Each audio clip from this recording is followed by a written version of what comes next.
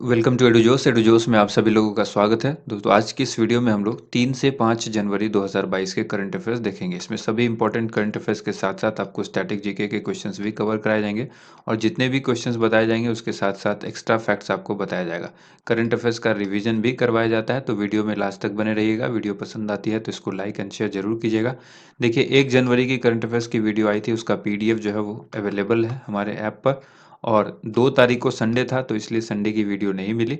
3 से लेकर 3, 4, 5 इन तीनों की वीडियो जो है वो एक ही वीडियो में आपको आज मिल रही है और इसके बाद से रेगुलर वीडियो जो है वो डेली मिलती रहेगी। तो चलिए वीडियो को शुरू करते हैं। वीडियो पसंद आती है तो लाइक एंड शेयर जरूर कीजिएगा। शुरुआत करेंगे हमारे डेली मोटिवेशनल कोट से, हासिल होगी मंजिल भी तो तैयारी करके तो देख, आग लगेगी फिर सीने में तू चिंगारी बन के तो देख। तो चिंगारी बनने के लिए आपको हमारा एंड्रॉयड एप्लीकेशन एडुजोस इंस्टॉल करना होगा। वहाँ पर क्विज में पार्टिसिपेट करना होगा। क्विज जो है वो 5 मिनट का होता है और इसके साथ साथ यहाँ पर आपको पीडीएफ भी मिलता है, हर क्वेश्चन का एक्सप्लेनेशन मिलता है और आपका स्कोर कार्ड आपको दिया जाता है कि आपका जो स्कोर है ऑल ओवर इंडिया में आपकी रैंक क्या है। ठीक है, तो चलिए स्टार्ट करते हैं। कल जो सवाल पूछा था हमने, कल का चिंगारी प्रश्न यानी 1 तारीख को पूछा था हमने, किस देश ने पहली बार T20 पुरुष वर्ल्ड कप 2021 का खिताब अपने नाम किया है? तो आंसर होगा ऑस्ट्रेलिया। ठीक है, नेक्स्ट यहाँ पर क्वेश्चन देखिए, प्रतिवर्ष विश्व ब्रेल दिवस यानी वर्ल्ड ब्रेल डे कब मनाया जाता है? इस क्वेश्चन का आंसर क्या हो जाएगा? इसका आंसर हो जाएगा ऑप्शन सी, 4 जनवरी। ठीक है, यहाँ पर आपको याद रखना है कि हर साल 4 जनवरी को विश्व ब्रेल दिवस के रूप में मनाया जाता है। 4 जनवरी को ब्रेल दिवस मनाने का कारण यह है कि इस दिन ब्रेल लिपि के आविष्कारक लुईस ब्रेल का जन्म हुआ था। इसके लिए संयुक्त राष्ट्र महासभा ने 6 नवंबर 2018 को प्रस्ताव पारित किया था। विश्व ब्रेल दिवस पहली बार 4 जनवरी 2019 को मनाया गया था। लुईस ब्रेल का जन्म जो है वो 4 जनवरी 1809 को फ्रांस के कुपवरे में हुआ था। ब्रेल लिपि के बारे में जान लीजिए। ब्रेल लिपि क्या है? ब्रेल लिपि नेत्रहीनों को पढ़ने और लिखने के लिए एक स्पर्शनीय कोड है। इसमें विशेष प्रकार के उभरे कागज का इस्तेमाल होता है जिस पर उभरे हुए बिंदुओं को छूकर पढ़ा जा सकता है। टाइपराइटर की तरह ही एक मशीन ब्रेल राइटर भी होती है, उसके माध्यम से ब्रेल लिपि को लिखा जा सकता है। नेक्स्ट क्वेश्चन है, ओएनजीसी की पहली महिला अध्यक्ष के रूप में किसे नियुक्त किया गया है? इस क्वेश्चन का करेक्ट आंसर होगा ऑप्शन बी, अलका मित्तल। हाल ही में अलका मित्तल को भारत के सबसे बड़े तेल और गैस उत्पादक यानी ओएनजीसी का चेयरमैन और सीएमडी नियुक्त किया गया है। अलका मित्तल भारत की सबसे मूल्यवान पीएसयू ओएनजीसी को हेड करने वाली पहली महिला हैं। ओएनजीसी के पूर्व चेयरमैन एवं प्रबंध निदेशक सुभाष कुमार 31 दिसंबर 2021 को सेवानिवृत्त हुए हैं। ओएनजीसी का फुल फॉर्म तो आप सबको मालूम होना चाहिए, oil and natural gas corporation. आप सबको ये पता भी होगा कि इसकी स्थापना 14 अगस्त 1956 को हुई थी। इसका जो मुख्यालय है यानी हेडक्वार्टर नई दिल्ली में है। इसकी जो पेरेंट जो ऑर्गेनाइजेशन है आप उसको कह सकते हैं ministry of petroleum and natural gas. ठीक है, वर्तमान में श्री हरदीप सिंह पुरी पेट्रोलियम और प्राकृतिक गैस मंत्रालय के मंत्री हैं। नेक्स्ट क्वेश्चन है, हाल ही में किस राज्य की हाईकोर्ट देश की पहली कागज रहित हाईकोर्ट बन गई है? देश में हाल ही में किस राज्य की हाईकोर्ट देश की पहली कागज रहित कोर्ट बन गई है? इस क्वेश्चन का आंसर हो जाएगा ऑप्शन बी, केरल उच्च न्यायालय यानी हाई कोर्ट ऑफ केरला। हाल ही में केरल उच्च न्यायालय देश की पहली कागज रहित कोर्ट बन गई है। सुप्रीम कोर्ट के जस्टिस डी वाई चंद्रचूड़ ने इसका उद्घाटन किया है। डी वाई चंद्रचूड़ ने कहा कि न्यायालय एक सेवा है जो राज्य के द्वारा अपने सभी नागरिकों को प्रदान की जाती है और ई फाइलिंग और कागज रहित अदालतें न्याय के विकेंद्रीकरण की दिशा में एक महत्वपूर्ण कदम है। करंट अफेयर्स रिवीजन में याद रखना है, हाल ही में उत्तर प्रदेश ऐसा पहला भारतीय राज्य बना है जिसने कागज रहित बजट को पेश किया था, यानी पेपरलेस बजट जो है वो पेश किया गया था। कहाँ पर? उत्तर प्रदेश के द्वारा। हाल ही में दुबई 100% कागज रहित यानी पेपरलेस होने वाली दुनिया की पहली सरकार बन गई है। तो ये तीनों सवाल इंपॉर्टेंट हैं, इसको आप अच्छी तरह से नोट कर लीजिए। नेक्स्ट क्वेश्चन है, निम्न में से कौन सा देश रीजनल कॉम्प्रिहेंसिव इकोनॉमिक पार्टनरशिप यानी आरसीईपी में शामिल नहीं है? इस क्वेश्चन का आंसर क्या होगा? राइट आंसर होगा option B, Bharat.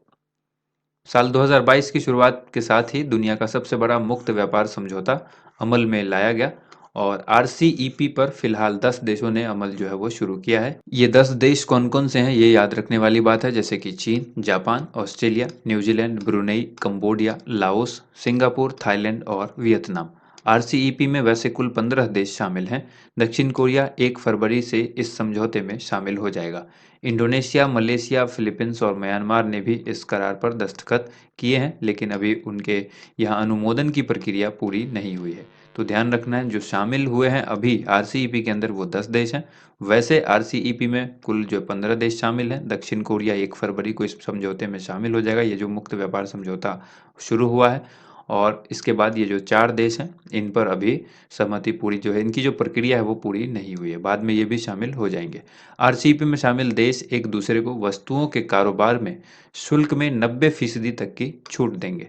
Current affairs revision में याद रखना है, भारत इस मुक्त व्यापार समझौते की वार्ता से आरंभ में से ही शामिल था, लेकिन बाद में भारत ने अपने आप को इससे अलग कर लिया है। नेक्स्ट क्वेश्चन है, जिला स्तरीय सुशासन सूचकांक वाला पहला केंद्र शासित प्रदेश कौन बनेगा?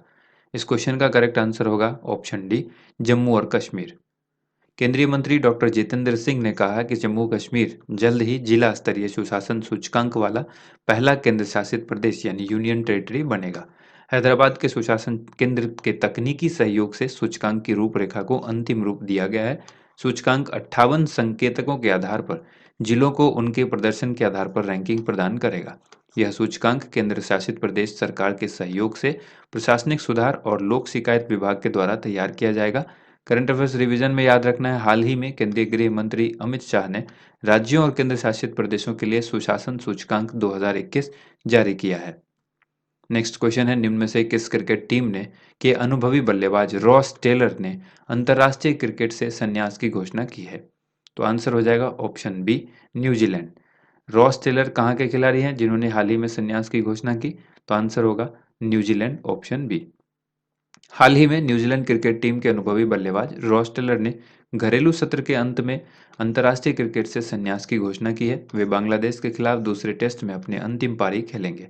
करंट अफेयर्स रिवीजन में याद रखना है, हाल ही में रॉस टेलर 100 टेस्ट, 100 वनडे और 100 टी20 इंटरनेशनल मैच खेलने वाले दुनिया के पहले क्रिकेटर बने हैं।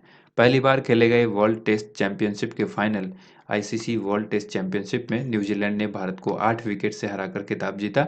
जिम्बाब्वे के पूर्व कप्तान और विकेटकीपर बल्लेबाज ब्रेंडन टेलर ने अंतर्राष्ट्रीय क्रिकेट से संन्यास लिया। नेक्स्ट क्वेश्चन देखिए, किस देश के ऑलराउंडर मोहम्मद हफीज ने अंतर्राष्ट्रीय क्रिकेट से संन्यास की घोषणा की है? तो देखिए, क्रिकेट से संबंधित अक्सर सवाल एग्जाम में पूछे जाते हैं। इस क्वेश्चन का करेक्ट आंसर होगा ऑप्शन सी, पाकिस्तान। मोहम्मद हफीज कहाँ के खिलाड़ी हैं? पाकिस्तान के ऑलराउंडर मोहम्मद हफीज हैं। इन्होंने अंतर्राष्ट्रीय क्रिकेट से संन्यास की घोषणा की है। उन्होंने 392 अंतर्राष्ट्रीय मैचों में पाकिस्तान का प्रतिनिधित्व किया है, जिसमें उन्होंने 12,789 रन बनाए और 253 विकेट लिए हैं। मोहम्मद हफीज ने 3 आईसीसी ओडीआई विश्व कप और 6 टी20 विश्व कप खेले हैं। करंट अफेयर्स रिवीजन में याद रखना है, हाल ही में दक्षिण अफ्रीका के क्विंटन डिकॉक ने भी टेस्ट क्रिकेट से संन्यास की घोषणा कर दी है। हाल ही में पाकिस्तान क्रिकेट बोर्ड ने फैसल हसनैन को जो है वसीम खान की जगह नया कार्यकारी अधिकारी यानी सीईओ बनाया गया है। पाकिस्तानी क्रिकेट बोर्ड ने फैसल हसनैन को जो है वो सीईओ बनाया है। ठीक है, वर्तमान में पाकिस्तान क्रिकेट बोर्ड के अध्यक्ष रमीज राजा हैं। नेक्स्ट क्वेश्चन है, हाल ही में किसे स्वच्छ गंगा मिशन के लिए राष्ट्रीय मिशन के लिए नया महानिदेशक नियुक्त किया गया है? ठीक है, स्वच्छ गंगा के लिए राष्ट्रीय मिशन का नया महानिदेशक किसको बनाया गया? तो आंसर हो जाएगा ऑप्शन ए, जी अशोक कुमार को। जल शक्ति मंत्रालय के अतिरिक्त सचिव जी अशोक कुमार को जल शक्ति मंत्रालय के राष्ट्रीय स्वच्छ गंगा मिशन का नया महानिदेशक नियुक्त किया गया है। अपने काम के परिणाम के रूप में उन्हें भारत का रेन मैन और लोकप्रिय उपनाम मिला हुआ है। यानी आपसे पूछा जाए भारत का रेन मैन किसे कहा जाता है, तो नाम याद रखिएगा, जी अशोक कुमार। ठीक है, उनके काम के परिणाम के रूप में ये उपनाम उनको दिया गया। स्वच्छ गंगा के लिए राष्ट्रीय मिशन यानी एनएमसीजी को 12 अगस्त 2011 को एक सोसाइटी के रूप में पंजीकृत यानी रजिस्टर किया गया था। इसने राष्ट्रीय गंगा नदी बेसिन प्राधिकरण की कार्यान्वयन शाखा के रूप में काम किया है। करंट अफेयर्स रिवीजन में याद रखिएगा, चाचा चौधरी को नमामि गंगे कार्यक्रम का शुभंकर बनाया गया। ये बहुत ही इंपॉर्टेंट सवाल है। नेक्स्ट क्वेश्चन है, किस देश के प्रधानमंत्री अब्दुल्ला हमदोक ने बड़े पैमाने पर विरोध के बाद इस्तीफा दे दिया है? हाल ही में प्रधानमंत्री अब्दुल्ला हमदोक ने इस्तीफा दिया, ये किस देश के प्रधानमंत्री? ठीक है, आंसर होगा ऑप्शन बी, सूडान।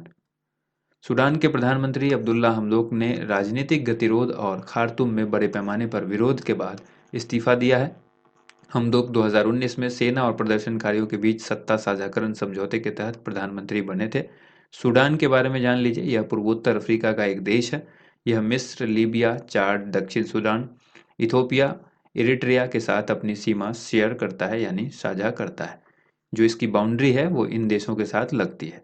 क्षेत्रफल की दृष्टि से यह अफ्रीका का तीसरा सबसे बड़ा देश है। इसकी राजधानी खार्तूम है और इसकी मुद्रा सूडानी पाउंड है। नेक्स्ट क्वेश्चन है, हाल ही में भारत ने किस देश के साथ परमाणु प्रतिष्ठानों की सूची का आदान प्रदान किया है? इस क्वेश्चन का करेक्ट आंसर होगा option D, Pakistan.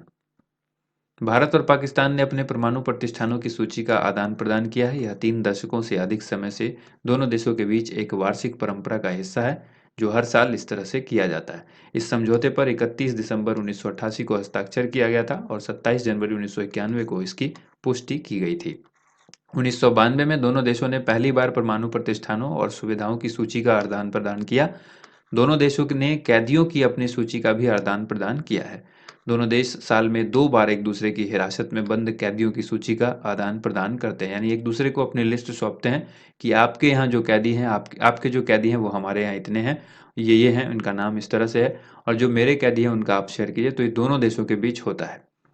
Next question है, हाल ही में किस राज्य सरकार ने महिलाओं के लिए नई नीति 2021 जारी की है? इस क्वेश्चन का करेक्ट आंसर है ऑप्शन बी, तमिलनाडु। हाल ही में तमिलनाडु राज्य सरकार ने महिलाओं के लिए नई नीति जारी की है। इस नीति में छात्राओं को मार्शल आर्ट सिखाने का प्रावधान है। सभी पार्टियों में 33.3% का आरक्षण दिया जाएगा। बसों में 50% सीटें महिलाओं के लिए आरक्षित होंगे। सभी महिलाओं को निःशुल्क कोचिंग सुविधा प्रदान की जाएगी। तमिलनाडु के मुख्यमंत्री कौन है? M.K. स्टालिन। राज्यपाल हैं R.N. Ravi. Current affairs revision में याद रखिएगा, हाल ही में तमिलनाडु के चेन्नई से समुद्रयान को लॉन्च किया गया था। ठीक है। स्टैटिक जीके में याद रखना है, भारत के कोरोमंडल तट पर लौटते हुए मानसून से बारिश होती है। किस मानसून से? लौटते हुए मानसून से कोरोमंडल तट पर बारिश होती है। नेक्स्ट क्वेश्चन है, सिक्किम के राज्यपाल गंगा प्रसाद ने जवाहरलाल नेहरू रोड का नाम बदलकर किसके नाम पर रखने की घोषणा की है? इस क्वेश्चन का आंसर होगा ऑप्शन सी, नरेंद्र मोदी मार्ग। सिक्किम के जो राज्यपाल हैं गंगा प्रसाद, उन्होंने ये घोषणा की है कि जवाहरलाल नेहरू रोड का नाम बदलकर अब जो है किसके नाम पर हो जाएगा? पीएम नरेंद्र मोदी के नाम पर। सिक्किम में सोमगो झील और नाथुला बॉर्डर को राजधानी गंगटोक से जोड़ने वाली ये सड़क है और इसका नाम पीएम नरेंद्र मोदी के नाम पर रखा जाएगा। नेक्स्ट क्वेश्चन है, इनमें से किस देश ने विश्व रोबोटिक्स नवाचार का केंद्र बनने के लिए 5 वर्षीय योजना शुरू की है? इस क्वेश्चन का करेक्ट आंसर है ऑप्शन ए, चीन। रक्षा मंत्री राजनाथ सिंह ने किस विश्वविद्यालय में Kalpana Chawla centre for research in space science and technology का उद्घाटन किया है? इस क्वेश्चन का क्या आंसर होगा? राइट आंसर होगा इसका option C, Chandigarh University. Option C correct answer हो गया। नेक्स्ट क्वेश्चन है, हाल ही में किस देश ने 25 चीनी J-10C यानी J-10C फाइटर जेट खरीदे हैं? ये किस देश ने खरीदा है 25 जेट, इस तरह के जेट जो कि चीनी हैं, जिनका नाम इस तरह से आप याद रखेंगे, J-10C। ठीक है, तो इस फाइटर जेट को खरीदा किसने है? आंसर होगा सी ऑप्शन यानी पाकिस्तान।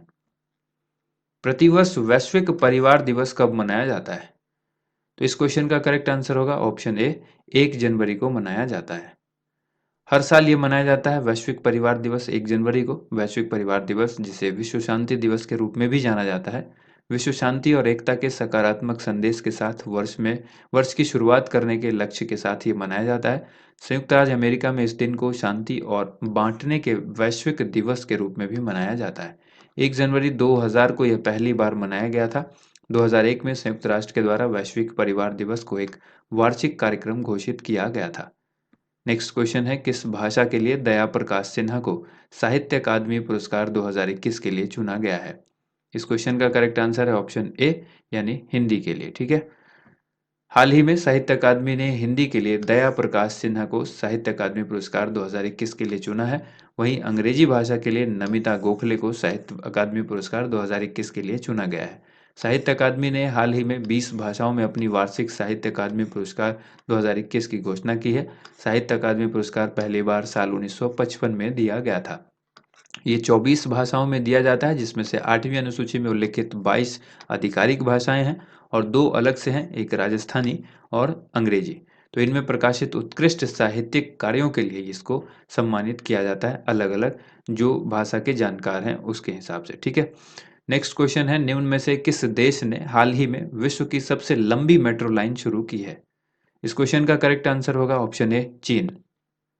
हाल ही में चीन ने शंघाई प्रांत में विश्व की सबसे लंबी मेट्रो लाइन की शुरुआत की है, जिसने सबसे बड़े मेट्रो नेटवर्क वाले शहर के रूप में अपनी रैंक बरकरार रखी है। शंघाई में मेट्रो नेटवर्क की कुल लंबाई 831 किलोमीटर हो गई है, जो कि विश्व का सबसे लंबा नेटवर्क बन गया है। अब शंघाई में 20 मेट्रो लाइनें हैं और 508 स्टेशन हैं। इंपॉर्टेंट फैक्ट में याद रखना है, चीन के शंघाई में न्यू डेवलपमेंट बैंक यानी एनडीबी का मुख्यालय यानी हेडक्वार्टर स्थित है। ब्रिक्स देशों का मुख्यालय भी चीन के शंघाई में है। करंट अफेयर्स रिवीजन में याद रखना है, हाल ही में चीन ने उपग्रहों के एक नए समूह शिजियान 605 को अंतरिक्ष में सफलतापूर्वक लॉन्च किया है। नेक्स्ट क्वेश्चन है, हाल ही में भारतीय तटरक्षक का नया महानिदेशक किसको नियुक्त किया गया है? भारतीय तटरक्षक का नया महानिदेशक किनको बनाया गया? आंसर होगा V S Pathania. Option A correct answer होगा।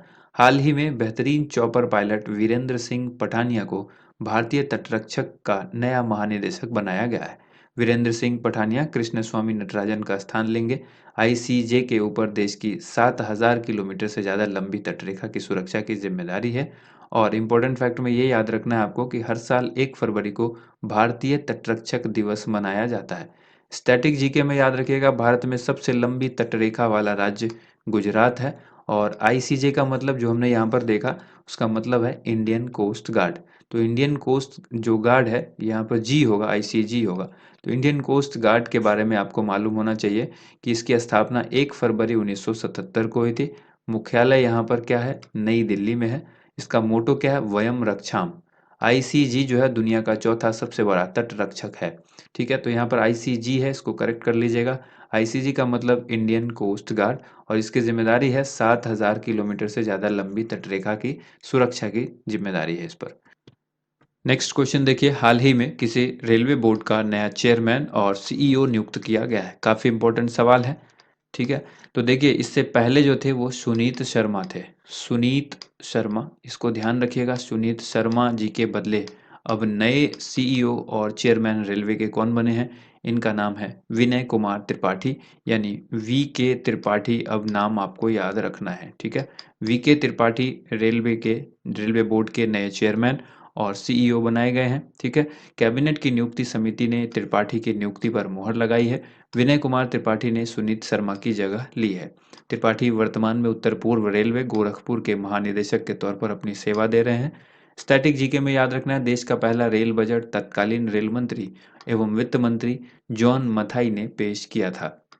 करंट अफेयर्स रिवीजन में याद रखिएगा, हाल ही में अश्विनी वैष्णव को भारत का नया रेल मंत्री बनाया गया है। और भारतीय रेलवे ने एक एकीकृत वन स्टॉप समाधान रेल मदद लॉन्च किया है। नेक्स्ट क्वेश्चन है, निम्न में से किसने 1 जनवरी 2022 को पढ़े भारत 100 दिवसीय पठन अभियान का शुभारंभ किया है? इस क्वेश्चन का करेक्ट आंसर है ऑप्शन ए धर्मेंद्र प्रधान। हाल ही में शिक्षा मंत्री धर्मेंद्र प्रधान ने 1 जनवरी 2022 को पढ़े भारत 100 दिवसीय ये पठन अभियान है, इसकी शुरुआत की है। पढ़े भारत का उद्देश्य बच्चों, शिक्षकों, माता-पिता, समुदाय और शैक्षिक प्रशासकों सहित राष्ट्रीय और राज्य स्तर पर सभी हितधारकों की भागीदारी करना है। इंपॉर्टेंट फैक्ट में याद रखना है, भारत में प्रतिवर्ष 11 नवंबर को राष्ट्रीय शिक्षा दिवस मनाया जाता है। ध्यान रखना है, यहाँ पर राष्ट्रीय शिक्षा दिवस है, शिक्षक दिवस नहीं है। 11 नवंबर को राष्ट्रीय शिक्षा दिवस मनाया जाता है। स्वतंत्र देश के पहले शिक्षा मंत्री मौलाना अबुल कलाम आज़ाद की जयंती के उपलक्ष्य में यह दिवस मनाया जाता है 11 नवंबर को। करंट अफेयर्स रिवीजन में याद रखना है, केंद्रीय शिक्षा मंत्री ने भाषा संगम मोबाइल ऐप लॉन्च किया है। यह ऐप 22 भाषाओं में सामान्य उपयोग के वाक्य सीखने में हेल्प करेगा। नेक्स्ट क्वेश्चन है, हाल ही में पीएम मोदी ने मेजर ध्यानचंद स्पोर्ट्स यूनिवर्सिटी की आधारशिला कहाँ पर रखी है? इस क्वेश्चन का करेक्ट आंसर होगा ऑप्शन बी मेरठ। ये मेरठ कहाँ पर है? उत्तर प्रदेश में है। ठीक है, हाल ही में पीएम मोदी ने 2 जनवरी 2022 को मेरठ के में मेजर ध्यानचंद स्पोर्ट्स यूनिवर्सिटी की आधारशिला रखी है। विश्वविद्यालय की स्थापना उत्तर प्रदेश के मेरठ के सरधना कस्बे के सलावा और कैली गांव में की जाएगी। ठीक है, इसे लगभग 700 करोड़ रुपए की अनुमानित लागत से स्थापित किया जाएगा। करंट अफेयर्स रिवीजन में याद रखना है, हाल ही में राजीव गांधी खेल रत्न पुरस्कार का नाम बदलकर मेजर ध्यानचंद खेल रत्न पुरस्कार कर दिया गया है। हाल ही में कनाडा से करीब 100 साल पहले वाराणसी से चुराई गई देवी अन्नपूर्णा की मूर्ति को भारत वापस लाया गया है। नेक्स्ट क्वेश्चन है, हाल ही में किस देश के क्विंटन डिकॉक ने टेस्ट क्रिकेट से संन्यास की घोषणा की है? इस क्वेश्चन का भी करेक्ट आंसर क्या होगा? ऑप्शन सी, दक्षिण अफ्रीका। ठीक है, ऑप्शन सी आंसर हो जाएगा, दक्षिण अफ्रीका। हाल ही में दक्षिण अफ्रीका के क्रिकेटर और विकेट कीपर आप कह सकते हैं, एक बल्लेबाज भी है, विकेट कीपर भी है, क्विंटन डिकॉक। इन्होंने तत्काल प्रभाव से टेस्ट क्रिकेट से संन्यास की घोषणा की है। क्विंटन डिकॉक जोहान्सबर्ग गोटैंग दक्षिण अफ्रीका से हैं। और करंट अफेयर्स रिवीजन में याद रखना है, साउथ अफ्रीका के पूर्व कप्तान फाफ डुप्लेसिस ने टेस्ट क्रिकेट से संन्यास लेने का ऐलान किया है। भारत के दिग्गज स्पिन गेंदबाज हरभजन सिंह अंतर्राष्ट्रीय क्रिकेट से संन्यास का ऐलान कर चुके हैं। न्यूजीलैंड के वरिष्ठ क्रिकेट खिलाड़ी रॉस टेलर ने मार्च 2022 में बांग्लादेश के खिलाफ 2 टेस्ट मैचों की श्रृंखला खेलने के बाद अंतर्राष्ट्रीय क्रिकेट से संन्यास की घोषणा की है। यानी मार्च 2022 में वो जो मैच होगा, उनका वो आखिरी मैच होगा। नेक्स्ट क्वेश्चन है, हाल ही में किस टीम ने 8वीं बार अंडर 19 एशिया कप का खिताब जीता है? बहुत ही अच्छा सवाल है, इसको याद रखिएगा, एग्जाम के पॉइंट ऑफ व्यू से ये काफ़ी इंपॉर्टेंट है। इसका करेक्ट आंसर है ऑप्शन डी, भारत। जो अंडर 19 टीम है, भारतीय अंडर 19 टीम, इसने 8वीं बार एशिया कप का खिताब जीता है। फाइनल में टीम ने श्रीलंका के डकवर्थ लुइस नियम से 9 विकेट से श्रीलंका को हराया। किस नियम से? डकवर्थ लुइस नियम से 9 विकेट से हराया श्रीलंका को भारत ने। श्रीलंका ने पहले खेलते हुए 9 विकेट पर 106 रन बनाए। करंट अफेयर्स रिवीजन में याद रखना है, अंडर 19 वर्ल्ड कप 2022 का आयोजन वेस्ट इंडीज में किया जाएगा। ये बहुत इंपॉर्टेंट है, वेस्ट इंडीज के द्वारा पहली बार अंडर 19 वर्ल्ड कप का आयोजन किया जाएगा। हाल ही में टी20 पुरुष वर्ल्ड कप 2021 का खिताब ऑस्ट्रेलिया ने जीता है, जो हमने आपके लिए चिंगारी सवाल भी पूछा था और उसका आज आंसर भी बताया। दुबई इंटरनेशनल स्टेडियम में हुए फाइनल में ऑस्ट्रेलिया ने न्यूजीलैंड को 8 विकेट से हराकर पहली बार इस फॉर्मेट का वर्ल्ड कप अपने नाम किया है। ठीक है, हिमाचल प्रदेश ने विजय ट्रॉफी के सीजन 2021-22 का खिताब अपने नाम किया है। तो ये सभी क्वेश्चंस आपको याद रखने हैं। नेक्स्ट क्वेश्चन है, the Modi gambit decoding Modi 2.0, इस पुस्तक के लेखक कौन है? इस क्वेश्चन का आंसर क्या होगा? राइट आंसर होगा ऑप्शन ए, संजू वर्मा। ठीक है, अब बारी आज के एक्स्ट्रा खुराक की। यहाँ पर आपसे 5 सवाल पूछा गया है, वीडियो को रोकिए, पांचों सवाल का आंसर हमारे आंसर से मिलान कीजिए। देखिए, पहला सवाल है, मीनाक्षी मंदिर किस राज्य में स्थित है? दूसरा सवाल है, वृद्धेश्वर मंदिर किस राज्य में स्थित है? तीसरा है, राजगोपाला स्वामी मंदिर किस राज्य में स्थित है? चौथा है, रंगनाथ स्वामी मंदिर किस राज्य में स्थित है? और पांचवा है, रामनाथ स्वामी मंदिर किस राज्य में स्थित है? तो देखिए, ये सभी मंदिर जो है तमिलनाडु में स्थित है। कहाँ पर है? तमिलनाडु में स्थित है। ध्यान रखने वाली बात है, ये सभी मंदिर काफ़ी इंपॉर्टेंट है एग्जाम के लिए। ध्यान रखिएगा, अक्सर एग्जाम में मीनाक्षी मंदिर के बारे में पूछा जाता है, बृहदेश्वर के बारे में भी पूछा जाता है।